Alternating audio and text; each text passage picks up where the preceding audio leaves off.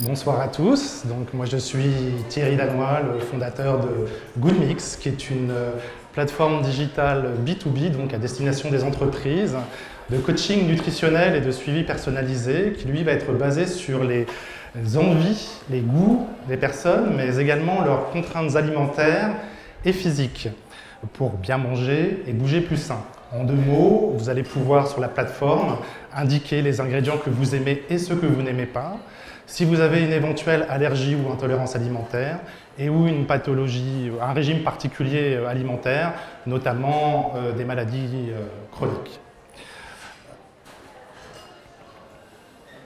Donc, en fait, l'objet de notre start-up, c'est de pouvoir faire 2 choses. Le premier, c'est de pouvoir contribuer au bien-être et à la qualité de vie des salariés, mais également des clients des entreprises, avec comme but de valoriser au mieux leur capital santé. Et puis le deuxième aspect, en fait, c'est de pouvoir accompagner chacun, puisque en fait, on est une solution personnalisée, donc d'accompagner chacun au quotidien et dans la durée. Pourquoi dans la durée? Parce que je vous parlais notamment de maladies chroniques, et ces maladies chroniques, par définition, ont besoin d'un suivi dans le temps, pour pouvoir manger et bouger à la fois en toute confiance, sans injonction et sans stigmatisation. C'est important pour que les personnes puissent mettre en application les programmes. Juste pour vous resituer un petit peu dans quel univers l'on est, en fait, on est dans le secteur de la prévention, et donc notamment la prévention des maladies chroniques, qui sont à la fois le fait de pas très bien manger, mais si on mange bien, ça ne suffit pas, il faut à la fois bouger. Donc en France, c'est 12 millions de personnes qui sont atteintes de maladies chroniques, donc 10 millions et plus 2 millions pour de la multipathologie, parce que hélas, on peut cumuler les pathologies. Ce sont des maladies mortelles, donc ça représente 63% de la mortalité dans le monde.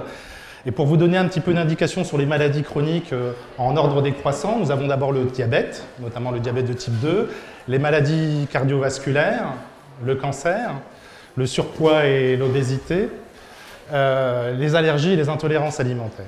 Donc voilà un petit peu pour vous donner un petit peu le contexte et d'où ces enjeux que les entreprises peuvent mettre en place à la fois pour leurs salariés et pour leurs clients autour de notions de bien-être et de qualité de vie, puisque les impacts sont assez forts, puisque c'est à la fois de la dénutrition, c'est de la sensibilité aux maladies, c'est de l'isolement, et puis c'est également une baisse de productivité.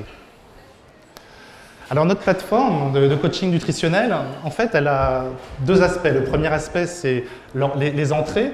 Donc je fais déjà un premier aparté sur les métiers qui sont autour de la nutrition, puisque on a à la fois les objets connectés et comment demain on va pouvoir interpréter les données que l'on remonte de ces objets connectés.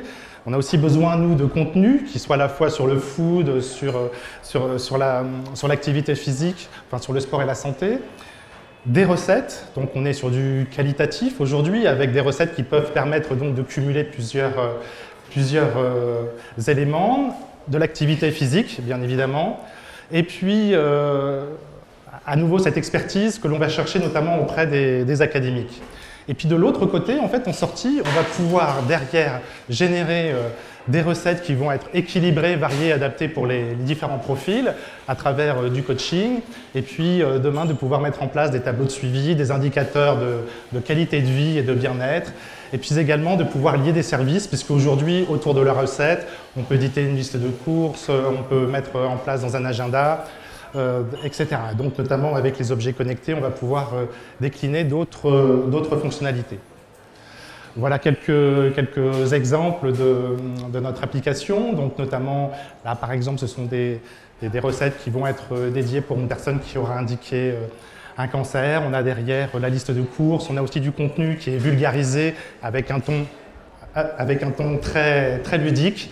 Et puis notamment une pyramide alimentaire qui permet justement de pouvoir comprendre de façon très, très ludique les différents éléments. Pour maintenant faire le lien avec les métiers qui sont autour de la nutrition, c'est vrai qu'on utilise aujourd'hui différents profils. Donc j'ai moi-même un profil hybride, je ne suis pas ingénieur, je ne suis pas médecin. Par contre, on est allé chercher derrière de la connaissance. Mais ces profils que j'appelle hybrides, en fait, ça nous permet, il faut allier à la fois de la stratégie, à la fois de la créativité, on a de la technologie, et puis surtout, n'oublions pas le lien humain, qui est important, puisque quand bien même nous sommes sur des applications, l'humain va être important. Donc, on est, nous, à la croisée de différents écosystèmes, notamment des écosystèmes autour de la food, autour de l'agri, autour du sport, de la responsabilité sociétale des entreprises, puisque c'est le levier qu'on utilise auprès des entreprises, à la fois sur la qualité de vie au travail et puis comment l'entreprise elle-même peut apporter à ses clients des solutions de prévention et de qualité de vie. Sur l'économie sociale et solidaire, donc nous sommes notamment aujourd'hui au sein du nouvel accélérateur de la Croix-Rouge, Croix-Rouge Innovation. On est arrivé la première start-up, puisque voilà, cela fait sens aujourd'hui sur tous les éléments de réassurance dont on a besoin. Et puis également la Smart Cities, on discute par exemple avec des villes, les villes se disent comment nous, élus, on peut adresser l'ensemble de nos administrés, quelle que soit leur catégorie d'âge, pour leur apporter un service.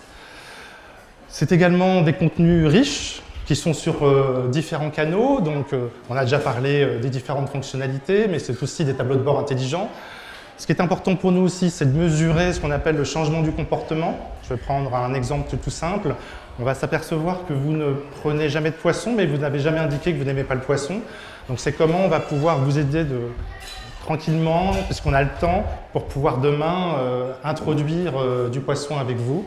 Mais c'est aussi mettre en place des ateliers de culinaire ou d'activité physique. Donc en termes de créativité, c'est assez intéressant. Tout ça à partir de ce noyau de la nutrition. Et puis, comme je vous le disais, on est également sur des domaines complètement variés, comme la qualité de vie au travail, la restauration, la distribution, les mutuelles, les banques, les assurances, avec autour des éléments de nom que vous avez déjà entendus, comme tout ce qui est big data, intelligence artificielle. Et enfin, pour terminer, c'est aussi des collaborations avec des académiques. Donc là, je vous ai mis deux exemples. On attend des réponses, mais c'est par exemple la nutrition personnalisée pour la transplantation hépatique. Donc comment, une fois que la personne qui a été opérée, qui revient chez elle, peut être accompagnée tout au long et donner des outils de suivi aux équipes médicales. Et notamment, on est aussi sur un sujet de prévention du déclin cognitif normal et pathologique. Donc là, on est sur des éléments de démence ou de Alzheimer. Et donc, également, voilà comment on peut faire ces échanges. Et tout à l'heure, on parlait d'une cohorte de données. Donc, on serait justement avec Bordeaux qui dispose d'une cohorte de 10 000 personnes qui a 20 ans de recul, et notamment sur Alzheimer à 1000 personnes. Voilà, je pense que j'ai fini.